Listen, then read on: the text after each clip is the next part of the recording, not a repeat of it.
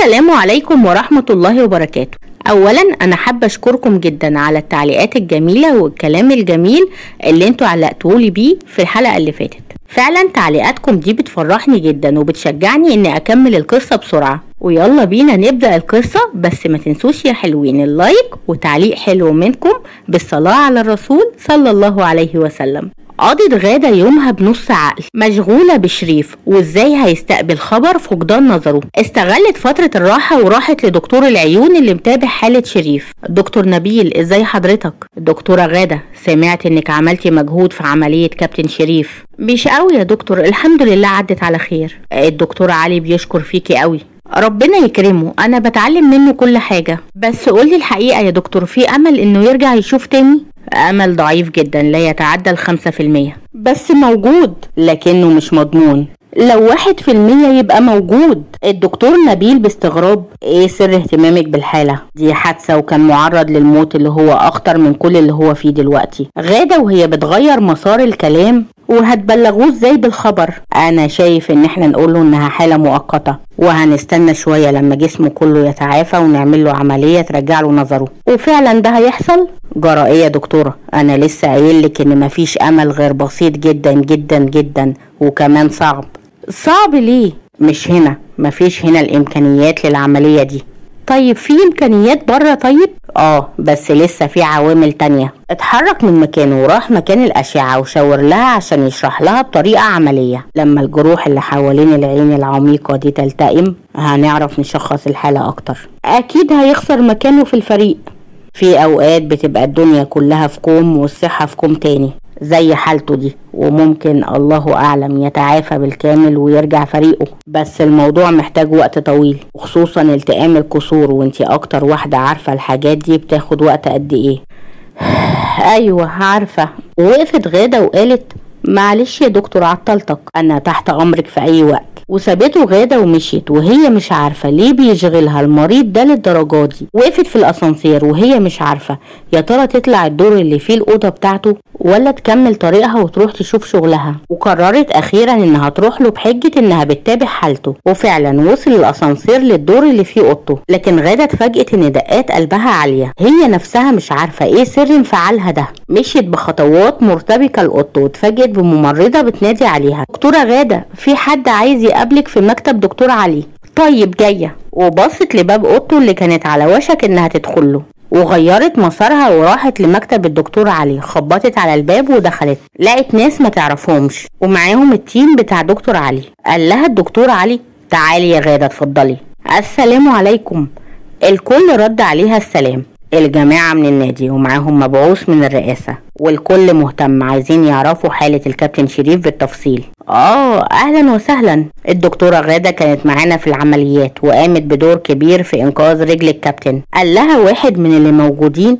اهلا وسهلا يا دكتورة. وبص للدكتور علي وقال له والعلاج هيستمر قد ايه؟ مش اقل من 6 شهور، وزيهم علاج طبيعي ويمكن اكتر عشان يعرف يمشي ويجري زي الاول. واستمر الحوار بالشكل ده، واستشفت غادة انهم ملهوفين على عودته بكامل لياقته، ويكون ده في اسرع وقت، مش انهم جايين يطمنوا على شخص ادى للنادي كتير. خلص اللقاء وخرجت غادة من المكتب وراحت لمكتبها، كملت شغلها ومتابعة مرضاها، ورجعت لبيتها من غير ما تعدي عليه. هي قصدت تعمل ده كأنها عايزة تثبت لنفسها انه ما بيشغلش بالها خالص. فوزية بتتابع التلفزيون وهي قاعدة جنبها، وغادة في ايديها كتب طبية بتقرا فيها، لكنها تقرا كلمة وتروح بخيالها بعيد لأوضته في المستشفى، وترجع تنفض راسها وتكمل قراية، لكن من غير تركيز ولا انتباه للكلام المكتوب. فقفلت الكتاب بضيق. فوزية قالت لها مالك يا غادة، صوت التلفزيون مضايقك او وطيه شوية؟ لا ابدا يا طنط، بس زهقانة شوية. مالك يا حبيبتي؟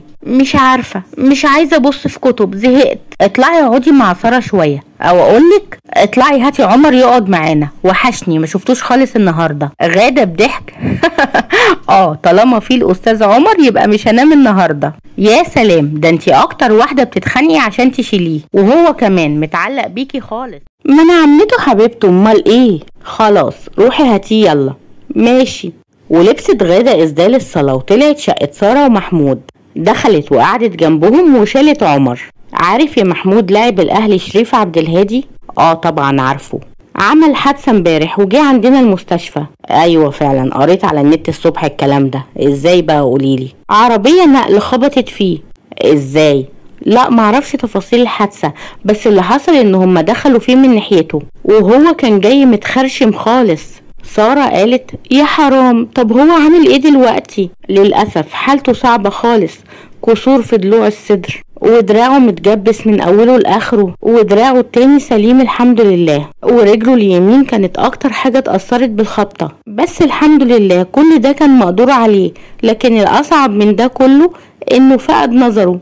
سارة شهقت وقالت يا خبر. محمود بحزن لا حول ولا قوة الا بالله، هو لسه معرفش، الدكاترة خايفين يقولوله، وامه صعبانة عليا قوي من امبارح وهي في المستشفى وعمالة تعيط، والصحفيين حوالين المستشفى ومش عايزين يمشوا، وكله كوم واللي جايين من النادي كوم تاني. مالهم؟ مش عارفة، جم قعدوا معانا واستفسروا عن حالته وهيخرج امتى وفي فرصة انه يرجع يجري زي الاول في الملعب. مش عارفة، هم مش خايفين عليه زي ما هم خايفين على مشاركته في الملعب. مش زي ما انت فاهمة يا غادة، دي مسؤولية عشان يرتبوا شغلهم في الفترة اللي جاية، ولو المفروض يطمنوا عليه لانه واحد منهم، هو من بقية اهلهم، ده بيشتغل في النادي وغيابه هيأثر على ماتشاتهم. عموما ما تاخديش في بالك، هم عارفين شغلهم كويس. انا نسيت نفسي وطنط مستنياني انا وعمر تحت، اصلها بعتاني عشان عمر وحشها. خديه، ده واجع دماغي من ساعة ما جيت من الشغل. شفتي يا عمر بابا زهقان منك ازاي؟ خلاص بقى انت تيجي تقعد معايا انا وتيتا تحت، واخلص انا من زنه طول الليل. ماشي احنا كسبانين. ما شاء الله عليكم بتقسموا التركة وانا واقفة. ما هو جوزك اللي مش عايزه. على كده هاجي معاك انا كمان يا عمر تحت عند تيتا. اخيرا هنام على السرير لوحدي. ايه حبيبة بابا بهزر معاكي يا سكر. لا اسيبكوا انا بقى كده، انا قمت بالواجب. يلا اتخانقوا براحتكم، قصدي اقعدوا براحتكم، سلام. ونزلت بسرعة وهي شايلة عمر وبتضحك على هزارهم اللطيف، وبصت لعمر وقالت بصوت واطي وبطريقة طفولية وانا بقى مش هيجي حد يهزر معايا زي ابوك وامك كده. ودخلت وادته الفوزية. تاني يوم كانت في طريقها للمستشفى واتصلت عليها جيهان. السلام عليكم يا جيجي. وعليكم السلام يا غادة. خير يا بنتي بتعيطي ليه؟ تعرفي تيجي دلوقتي عندي في البيت؟ انا لسه رايحة المستشفى دلوقتي يا جيهان، ينفع طيب بالليل اجيلك؟ خلاص مش عايزة حد يجي، براحتكم. وقفلت التليفون في وشها. بصت غادة للتليفون باستغراب، وهي داخلة المستشفى لقت الصحفيين واقفين بيحاولوا يعملوا حديث مع اي حد حوالين حالة الكابتن شريف. هزت راسها بسخرية، للدرجة دي بقت حالة المرضى من المواضيع المهمة اللي يتكتب فيها؟ مسكت تليفونها واتصلت على محمود لكنه ما كانش بيرد. اتصلت اكتر من مرة ونفس النتيجة، ما بيردش. شالت تليفونها مرة تانية وهي بتنفخ بضيق. لبست البلطو الابيض بتاعها واتجولت في المستشفى بتتابع شغلها. قابلت لمياء. ازيك يا دودو؟ الحمد لله. ازيك انتي عامله ايه؟ الحمد لله. ايه يا بنتي المستشفى كلها ملهاش سيره غير على اللي عملتيه في العمليات. غادة بعصبيه خفيفه. يا دي السيره دي، ما عملتش معجزه على فكره، لو ما كنتش انا عملتها كان الدكتور علي عملها. انا متاكده هو بس بيرمي كلام ان مفيش حل غير البتر عشان يطلع الافكار من جوانا. دي طريقته، بيحب يدينا فرصه نفكر، مش هو بس اللي يفكر ويكرر، واظن ده سر نجاحه.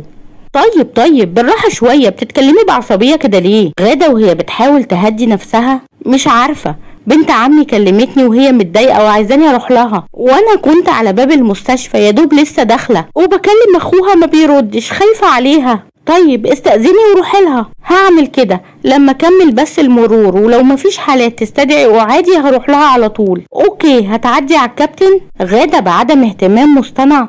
ان شاء الله. يا بختك. اشمعنى؟ اصل بيقولوا الفريق كله كان عنده من شوية ومش عارفة مشي ولا لسه. انتي عبيطة يا بنتي، روحي شوفي شغلك، المعمل محتاجلك. ماشي يا اختي سلام. اجلت غادة مرورها على اوضته لاخر الوقت، واخيرا وصلت قدام باب اوضته. بصت للأوضة بخوف وشدت قامتها واخدت نفس عميق ودخلت بخطوات واثقة. كان محمود قاعد جنب هاني بيحضروا اجتماع مهم مع مجلس إدارة شركة تانية، وخلص الاجتماع على خير. محمود وهو خارج من مقر الشركة الحمد لله الأمور مشيت زي ما كنا عايزين بالظبط، الحمد لله والشكر لله. كنت حاطط ايدي على قلبي من الشرط الأخير، قلت مش هيوافقوا عليه، بس ربك لما بيريد بقى فعلا ونعم بالله. خرج محمود تليفونه من جيبه عشان يلغي الصامت وقال ايه ده؟ ايه في ايه؟ غادة كلمتني 7 مرات، استر يا رب. كلمها طيب بسرعة شوف في ايه. حاضر حاضر. وفعلا اتصل بيها محمود. دخلت عليه الأوضة، لقت مامته قاعدة بتعيط في صمت، وفي شخص تاني واقف جنبه باين عليه الحزن. قالت غادة السلام عليكم، ومسكت التقرير تبص عليه. ازاي حضرتك يا فندم؟ زي ما انتي شايفة يا بنتي، الحمد لله الوضع تمام.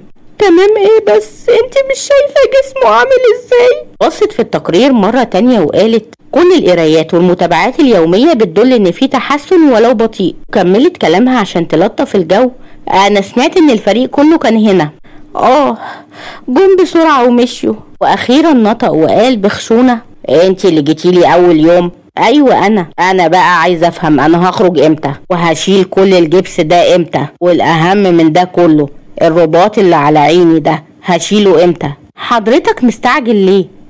فندم بص حضرتك، علاج العظام بالذات بياخد وقت اطول من اي علاج، وخصوصا ان حصل لك كسور مش شروخ حتى وفي اماكن كتير. احنا نحمد ربنا ان الموضوع خلص لحد كده، والحادثه ما جايتش بسيطه. ما قلتليش قد ايه يعني؟ مش اقل من 6 شهور. شريف بحده نعم. لو سمحت العصبيه مش كويسه عشانك، ساعدنا عشان العلاج يكمل مظبوط. اسمع كلام الدكتوره يا ابني. والزفت اللي على عيني ده هيتشال امتى؟ حاولت غادة تهرب من الكلام في النقطة دي وقالت والله مش أنا اللي حدد، ده دكتور العيون لأن ده مش اختصاصي. شريف بخضة عيون ايه؟ انتوا مش رابطين راسي عشان اتعورتي فيها هي كمان ولا بتضحكوا عليا؟ عرفت غادة انها تجاوزت في الكلام، انها طلعت سر بيخبيه الكل عنه، فما قدرتش ترده وهي شايفاه بيصرخ فيهم وبيقول ساكتين ليه؟ ما تفهموني عيني جرى فيها ايه؟ عيطت امه بصوت عالي وما قدرتش هي كمان تكتم صوت عياطها. اما صاحبه فمسك ايده عشان يهديه. اهدى يا شريف، ما ينفعش اللي بتعمله من ساعة ما فقت ده. يا رامي ما هو لازم حد يفهمني عشان اهدى. عايز تفهم ايه بالظبط؟ انا فيا ايه؟ جرالي ايه؟ انطقي. بالراحة يا شريف مش كده. حضرتك اتصبت في اماكن كتير وده اختصاصي، وممكن اشرح لك بالتفصيل حالتك، انما حالة العيون مش هقدر اتكلم فيها. ممكن ابعت لحضرتك الدكتور المختص يشرح لك بعد اذنك. ومشيت غادة بسرعة وراحت للدكتور نبيل وجابته وراحت لأوضة شريف. شرحت له هي قالت له ايه بالظبط. ارجوك يا دكتور حاول تهديه لان حالته صعبة جدا. دخل دكتور نبيل الأوضة ولقاه عمال يصرخ وصاحبه بيمسكه. كابتن لو سمحت ممكن تسمعني؟ انت مين؟ انا دكتور نبيل دكتور العيون. ايوه فهمني بقى يا دكتور العيون في ايه؟ دكتور نبيل وهو بيوجه كلامه لوالدته لو سمحت يا فندم قولي له يهدى عشان يسمعنا، مش هينفع كده. يا ابني اسمع كلام الدكتور.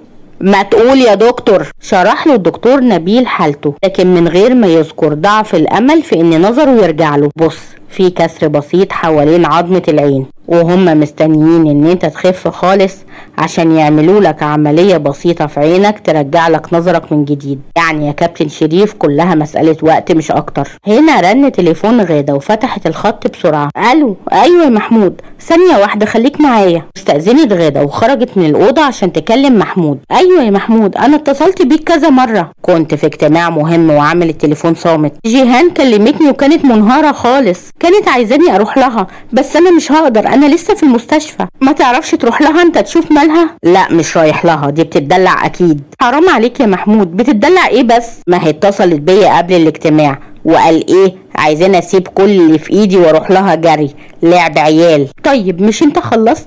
روح لها بقى دلوقتي. والله لو ينفع كنت رحت، بس ورايا مشوار تاني مهم لازم اروح اخلصه بنفسي. والحل هتسيب اختك كده واحنا مش عارفين مالها؟ كلميها طيب، اطمني عليها وطمنيني. انت مقموص منها ولا ايه؟ وبعدين انا كلمتها قافله تليفونها. طيب انا هتصرف. هتعمل ايه؟ قولي الاول. مش عارف لسه، انا فعلا مش فاضي. هاني عندك طيب؟ فاضي ولا وراه حاجة هو كمان؟ لا ما وراهوش حاجة، بس هو هيعمل ايه يعني؟ خليه يعدي على سارة ياخدها ويروحوا الجيهان، وخليها تسيب عمر عند طنط. فكرة كويسة. طب سلام وانا هرتبها. سلام. خلصت المكالمة ولقيت دكتور نبيل خارج من أوضة شريف. ها يا دكتور، بقى أهدى دلوقتي؟ أهدى إيه بس، ده خلقه ضيق قوي. واضح إن الكورة بتخليهم فاهمين إن الناس بتشتغل عندهم ولا إيه؟ لا يا دكتور ما تظلموش، هو بس متفاجئ من ظروفه دي. بصراحة حقه، ده فجأة لقى الدنيا ضلمة ومش شايف أي حاجة. طبعا. ادعيلي أنا بقى اللي هيشوط فيا كل يوم. بدل ما يشوط الكورة هيشوط فيك انتي. مكتوب عليا. الدكتور علي هيشرف من بعيد، بس انا اللي هتابعه يوميا. الله يعينك عليه. اللهم امين. ومشي وسابها واقفه قدام باب الاوضه بتبص عليه من ورا الازاز. شافته بيحسس على الرباط اللي على عينه. لاول مره تتاثر للدرجه دي عشان مريض. امه واضح عليها انها طيبه جدا وعلى وشها علامات الصلاح. حتى الشخص اللي معاه اللي اسمه رامي هي مش عارفه هو صاحبه ولا اخوه، لكن اللي شايفاه ان في جو حزن شديد جوه الاوضه. قالت غادة في نفسها يا ريتني اتخصصت عيون، كان زماني قدرت اديله الامل انه هيشوف تاني. واللي حصل، يا ترى كابتن شريف هيرجع يشوف تاني؟ ويا ترى ايه اللي هيحصل مع بطلتنا غادة وبطلنا شريف؟ كل ده هنعرفه في الحلقات اللي جاية. انتظرونا. لو وصلتم معانا لحد هنا ما تنسوش تشتركوا في القناة وتفعلوا زر الجرس عشان يوصل لكم كل جديد، وما تنسوش اللايك والشير وتعليق حلو منكم بالصلاة على الرسول صلى الله عليه وسلم.